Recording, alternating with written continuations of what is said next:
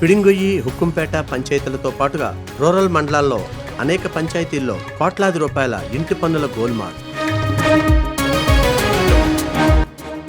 10 నుంచి 15 కోట్ల భారీ స్కామ్ జరిగిందని గుసగుసలు మిన్నకున్న అధికారులు.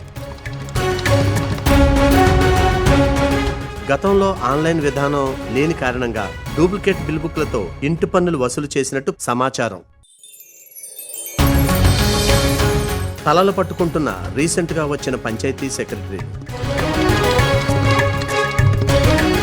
దీనికి బాధ్యులు బిల్లు కలెక్టర్లా, పంచాయతీ సెక్రటరీలా, లేదా ఆడిట్ చేసిన అధికారులా? గత 10 నుంచి 15 సంవత్సరాలుగా కోట్లాది రూపాయల స్కామ్ జరిగినట్టుగా విశ్వసనీయ సమాచారం. కొత్తగా ఆన్లైన్ విధానం వచ్చిన తర్వాత ఏరియర్స్ చూపించడంతో బయటపడ్డ వ్యవహారం. కొన్ని పంచాయతీల్లో కంప్యూటర్ ఆపరేటర్ మేనేజ్ చేసి పాత డేటా డిలీట్ చేయించినట్టు సమాచారం. ఈ స్కామ్ పై విచారణ జరుపుతారా, లేక గతంలో వివిధ పంచాయతీల్లో సెక్రటరీలపై తూతూ మంత్రంగా విచారణ జరిగినట్టే పక్కకు పడేస్తారా అనేది $1 మిలియన్ ప్రశ్న.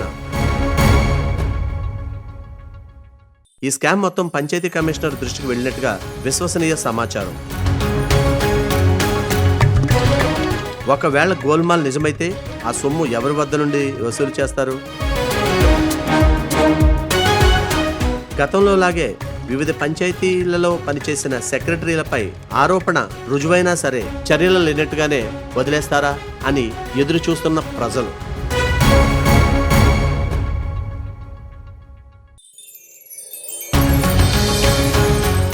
దయచేసి గమనించండి, పై ప్రశ్నలన్నీ కూడా ముందుగా చెప్పినట్టే సోషల్ మీడియాలోనూ ప్రజల్లోనూ ఉన్నవే. ఈ ప్రశ్నలకు సదరు బాధ్యులు వివరణ ఇస్తే ఆ వివరణను కూడా ప్రజల్లోకి తీసుకెళ్లడానికి BSB టీవీ సిద్ధంగా ఉంది. ఇది ఏ ఒక్కరిని వ్యక్తిగతంగా విమర్శించడానికి కానీ అవమానపరచాలని కానీ కాదు, కేవలం ప్రజల యొక్క సందేహాలను నివృత్తి చేయాలనేది మాత్రమే.